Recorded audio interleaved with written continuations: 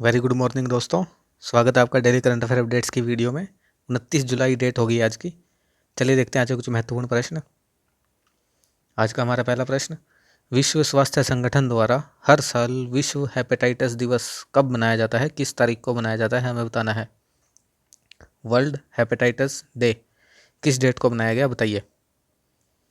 इसका सही उत्तर होगा ए, 28 जुलाई को जो है यह दिवस मनाने का काम किया गया।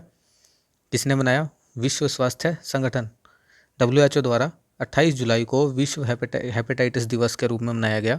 इस दिन वायरल हेपेटाइटिस के बारे में जागरूकता बढ़ाने के लिए मनाया जाता है। हेपेटाइटिस क्या है? लीवर की सूजन वाला एक रोग है। लीवर कैंसर सहित अन्य समस्याओं का जो है इसका कारण बनता है। इस वर्ष हेपेटाइटिस दिवस 2021 का विषय क्या है? हेपेटाइटिस प्रतीक्षा नहीं कर सकता। इंग्लिश में हेपेटाइटिस कांट वेट। तो यह थे हमारा विषय, थीम इंपॉर्टेंट हो जाता है। 28 जुलाई की ही तारीख क्यों चुनी गई? क्योंकि यह नोबेल पुरस्कार विजेता कौन? वैज्ञानिक डॉक्टर बारूक ब्लमबर्ग। बारूक ब्लमबर्ग क्या काम किया था इन्होंने? उनका जन्मदिन है इस दिन 28 जुलाई को। हेपेटाइटिस बी वायरस की खोज की थी इन्होंने और वायरस के लिए एक नैदानिक परीक्षण और टीका भी विकसित करने का काम किया था। नाम याद रखिए, बारूक ब्लमबर्ग। हेपेटाइटिस वायरस के कितने? 5 मुख्य उपभेद हैं, A, B, C, D और E। कुल मिलाकर हेपेटाइटिस बी और सी जो हैं वो सबसे ज़्यादा मौत के कारण बनते हैं। तो यह कई बार वाक्य बनकर स्टेटमेंट के प्रश्न की तरह प्रश्न आ जाता है कि हेपेटाइटिस का कौन कौन सा जो कारक है या उपभेद है वो मौत का सबसे ज़्यादा कारण बनता है। तो बी और सी। हर साल 1.3 मिलियन लोगों की जान जाती है, लगभग 13 लाख की। अगला प्रश्न देखते हैं, किस राज्य सरकार ने आयुर्वेद को बढ़ावा देने के लिए देवरण्य योजना बनाई? बताइए इनमें से किसने बनाई देवरण्य योजना? इसका सही उत्तर होगा डी, मध्य प्रदेश।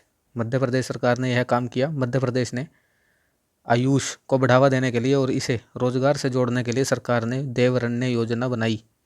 यह योजना राज्य के आदिवासी क्षेत्रों में रहने वाले लोगों को रोजगार की प्रदान करेगा। राज्य में देवरण्य योजना जो है उसके माध्यम से आयुष दवाओं के उत्पादन के लिए एक संपूर्ण मूल्य श्रृंखला विकसित की जाएगी।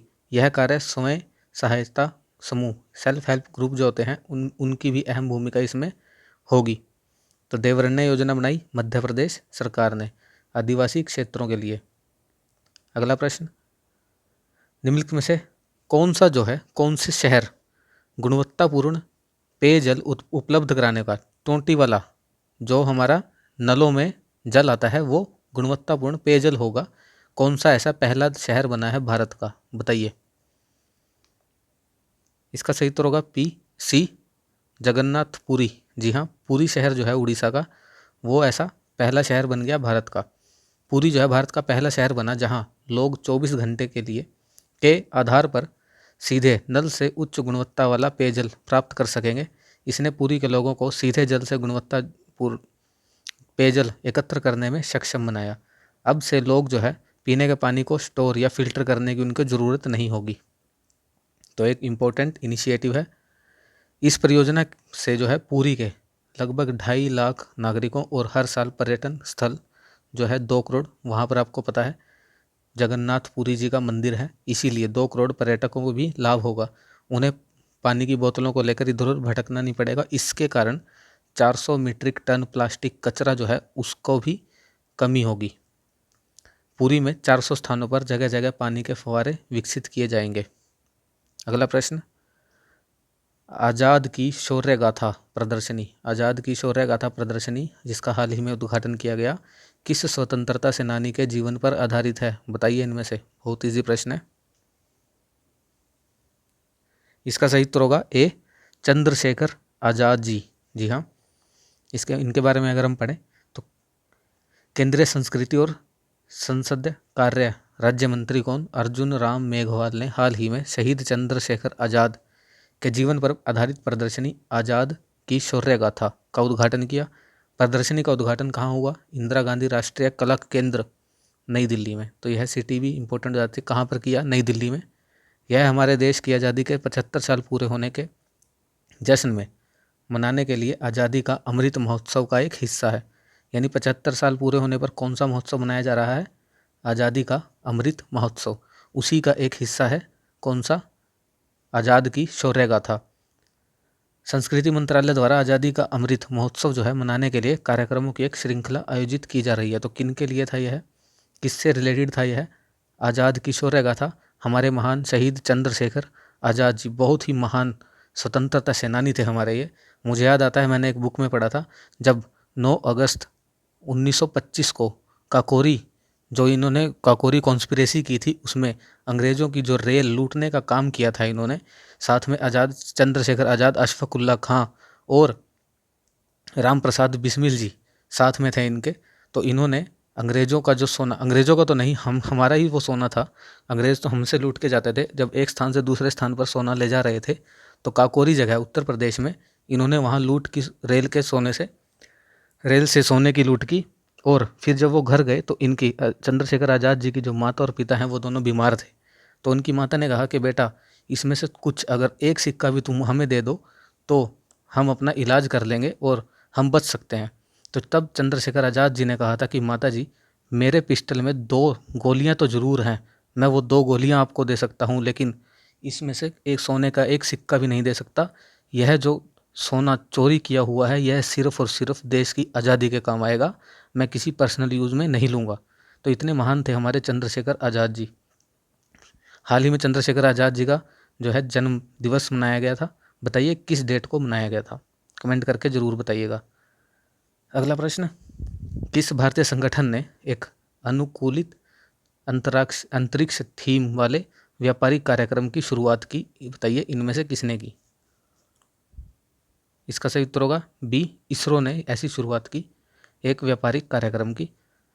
भारतीय अंतरिक्ष अनुसंधान संगठन ने एक अनुकूलित अंतरिक्ष थीम वाले व्यापारिक कार्यक्रम का शुभारंभ किया। इस कार्यक्रम को शुरू करने के लिए हाल ही में इसरो के साथ साझेदारी के लिए 8 कंपनियों ने जो है पंजीकरण किया था।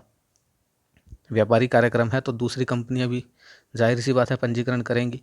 इच्छुक व्यक्ति जो है इसरो के मिशन और काम से संबंधित अधिकृत उत्पाद जैसे कि scale model, T shirt, space theme वाले शैक्षिक खेल, विज्ञान के खिलौने आदि खरीद सकते हैं।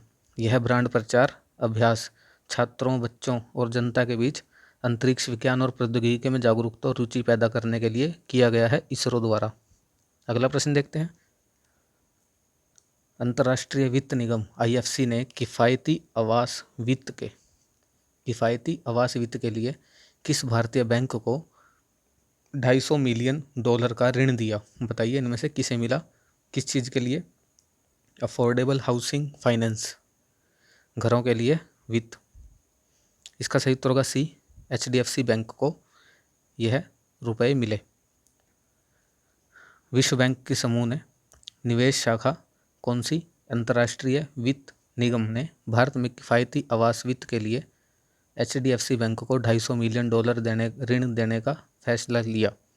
ऋण जो है समझौते के तहत कम से कम 25% वित्त पोषण हरित किफ़ायती आवास के लिए आवंटित किया जाएगा, जिससे भारत में इस बाजार को प्रोत्साहन करने की उम्मीद है। भारत में अभी भी ग्रीन हाउसिंग मार्केट का प्रारंभिक चरण है, जिसे मजबूत करने की बहुत आवश्यकता है। Green housing market.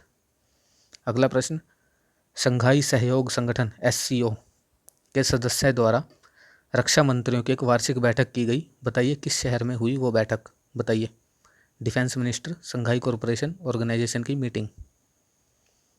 इसका सही उत्तर होगा डी, दुशांबे। रक्षा मंत्री किन्होंने? राजनाथ सिंह जी ने इसमें जो है हिस्सा लिया।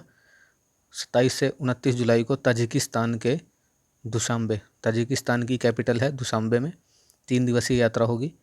वार्षिक बैठक के दौरान SCO सदस्य देशों के बीच रक्षा सहयोग के मुद्दे पर चर्चा की जाएगी। विचार विमर्श के बाद विज्ञप्ति जारी भी की जाएगी। रक्षा मंत्री अपने ताजिकिस्तान के समकक्ष कौन?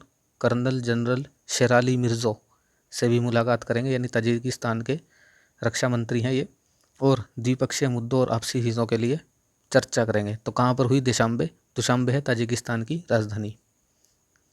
किन्होंने भाग लिया? हमारे रक्षा मंत्री राजनाथ सिंह ने। विश्व प्रकृति संरक्षण दिवस किस तारीख को मनाया गया? बताइए। World nature conservation day. इसका सही उत्तर होगा बी, 28 जुलाई को यह दिवस मनाया गया। विश्व प्राकृतिक संरक्षण दिवस हर साल 28 जुलाई को मनाया जाता है। इस दिवस को मनाने का मुख्य उद्देश्य क्या है?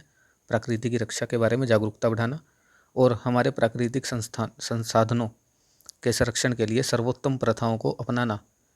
पृथ्वी को सीमित मात्रा में संपत्ति की आपूर्ति की जाती है, यानी सीमित मात्रा में पृथ्वी के संसाधन है जिस पर हम सभी पानी, हवा, मिट्टी, पेड़ों की तरह हर दिन भरोसा करते हैं। अगला प्रश्न, 28 जुलाई को यह मनाया गया दिवस। बसवराज बोम्मई जी ने कल ही कर्नाटका में मुख्यमंत्री की शपथ ली। वह किस नंबर के मुख्यमंत्री बने कर्नाटका के? बताइए इनमें से। BS येदियुरप्पा जी ने इस्तीफे के बाद, उन्होंने इस्तीफा दिया था, उसके बाद इनका नंबर बना है बसवराज बोम्मई। ये पहले जो है कर्नाटका के होम मिनिस्टर थे। इसका सही उत्तर होगा डी, 23वें नंबर के CM बने कर्नाटका के। भारतीय जनता पार्टी के विधायक दल ने सर्वसम्मति से लिंगायत विधायक हैं, ये लिंगायत विधायक बसवराज S बोम्मई को कर्नाटक का नया मुख्यमंत्री चुना। 61 वर्षीय BS येदियुरप्पा का स्थान लेंगे, जिन्होंने 26 जुलाई को इस्तीफा दिया था। 28 जुलाई को कर्नाटका के 23वें मुख्यमंत्री के रूप में शपथ ली इन्होंने। इससे पहले बसवराज बोम्मई के जो है BSY के में गृह मंत्री थे। BSY यानी BS येदियुरप्पा की सरकार में गृह मंत्री थे। यह हावेरी जिले के शिवगंगा से 2 बार MLC और 3 बार विधायक रहे हैं। कौन कहाँ गए? बसवराज S बोम्मई जी। चलिए, लिंगायत के बारे में आप बताइए। लिंगायत को जो है, लिंगायत 12वीं सदी में जो है शैव हिंदू ट्रेडिशन का एक सेक्ट था, मतलब शैव से रिलेटेड थे लिंगायत। 12वीं शताब्दी में इनका स्थापना की गई। बताइए किस संत ने इसकी स्थापना की थी लिंगायत सेक्ट की? बहुत ही न्यूज़ में था पहले भी, कमेंट करके बताइए। अगला प्रश्न, निम्नलिखित में से किस देश ने हेपेटाइटिस C की दुनिया की सबसे सस्ती और प्रभावी दवा पंजीकृत की? बताइए इनमें से किस देश ने ऐसा कारनामा किया? वर्ल्ड्स फर्स्ट अफोर्डेबल और इफेक्टिव न्यू ड्रग। इसका सही उत्तर होगा बी, मलेशिया ने ऐसा काम किया, हेपेटाइटिस C की दवाई रजिस्टर की। हेपेटाइटिस C के लिए दुनिया की सबसे सस्ती और प्रभावी दवा मलेशिया द्वारा पंजीकृत की गई। यह नई दवा जो है दुनिया भर में उन लाखों लोगों को सुलभ उपचार की आशा प्रदान करेगी जो इस बीमारी से पीड़ित हैं। नाम क्या है इसका? रविडासविर। जैसे रेमडेसिविर कोरोना की थी, तो उसी के नाम की तर्ज पर इसका नाम रखा गया है रविडासविर नाम की दवा जो है जून के महीने में सोफासबुवीर नाम की एक मौजूदा दवा के साथ उपयोग की जाएगी। यानी 2 दवाएं हैं, सोफासबुवीर और रविडासविर। मलेशिया सरकार ने दवा जो है विकसित करने के लिए उपेक्षित रोग पहल DNI ये पहल था, इस पहल के तहत जो है 5 साल में यह दवाई विकसित की है। विश्व स्वास्थ्य संगठन के अनुसार अगर हम हेपेटाइटिस C के बारे में जानें तो विश्व स्तर पर लगभग 71 मिलियन लोग हैं हेपेटाइटिस C से जी रहे हैं, जो एक रक्त जनित वायरस है। यकृत और कैंसर के प्रमुख कारणों में से एक है। सिरोसिस का भी कारण बनता है, यानी यकृत जो है, लीवर जो है हमारा, उसमें सूज जाता है हेपेटाइटिस C में। हेपेटाइटिस C का कोई टीका नहीं है, तो अगर स्टेटमेंट बन के आए कि हेपेटाइटिस C का टीका विकसित हो गया है तो यह गलत होगा। कोई टीका नहीं है, सिर्फ एक दवाई है हेपेटाइटिस C की। बहुत दवाएं जो हैं वो बहुत महंगी होती है और कभी कभी निम्न और मध्य आय वर्ग के जो देश हैं उनके मरीजों की पहुंच उनकी तक नहीं होती। इसीलिए जो मलेशिया ने है यह बहुत ही इफ़ेक्टिव और सस्ती दवाई बनाई है। अगला प्रश्न, KVIC और BSF ने निम्नलिखित में से किस शहर में प्रोजेक्ट बोल्ड लॉन्च किया? बताइए इनमें से किस शहर में? राजस्थान में यह जो है लॉन्च हुआ। राजस्थान के किस शहर में यह लॉन्च हुआ? बताइए। इसका सही उत्तर होगा बी, जैसलमेर। राजस्थान के जैसलमेर शहर में लॉन्च हुआ प्रोजेक्ट बोल्ड के बारे में भी जानेंगे। खादी ग्रामोदय आयोग ने सीमा सुरक्षा बल के सहयोग से अपनी तरह का पहली योजना राजस्थान के भारतीय रेगिस्तान में हरित आवरण विकसित करने के लिए प्राथमिक उद्देश्य के साथ प्रोजेक्ट बोल्ड लॉन्च किया। 27 जुलाई को KVIC ने BSF के साथ मिलकर प्रोजेक्ट बोल्ड के तहत 1000 बांस लगाने का काम किया। कहाँ पर? जैसलमेर के तनोट गांव में। जैसलमेर के तनोट गांव का नाम भी याद रख सकते हैं। प्रोजेक्ट बोल्ड है क्या? Bamboo oasis land in drought, यह है उसकी फुल फॉर्म। उसका उद्देश्य है क्षेत्र की स्थानीय आबादी को आजीविका प्रदान करना, मरुस्थलीकरण को रोकना और बहुविषयक ग्रामीण उद्योग उसको सहायता प्रदान करना। 12वां प्रश्न आज का, हाल ही में विश्व आर्थिक आउटलुक रिपोर्ट किस संस्थान द्वारा प्रकाशित की गई, बताइए। World economic outlook report. इसका सही उत्तर होगा बी, IMF अंतर्राष्ट्रीय मुद्रा कोष द्वारा, IMF द्वारा प्रकाशित नवीनतम विश्व आर्थिक आउटलुक रिपोर्ट में वैश्विक अर्थव्यवस्था की वृद्धि वर्ष 2021 में क्या होगी, 6%, और वर्ष 2022 के लिए उन्होंने अनुमानित की 4.9%। ये तो है वैश्विक अर्थव्यवस्था। अगर हम भारत की बात करें तो IMF ने वित्त वर्ष 2021-22 के लिए भारत के सकल घरेलू उत्पाद की वृद्धि दर अनुमान को घटाकर 9.5% कर दिया, जो पहले इन्होंने 12.5% का अनुमान लगाया था। S&P ग्लोबल रेटिंग के द्वारा 2021-22 के लिए ही GDP में 9.5% और वित्तीय वर्ष 22-23 में 7.8% की वृद्धि होगी। तो देख लीजिए IMF के द्वारा क्या आंकड़ा दिया गया है, 9.5 अब के साल का।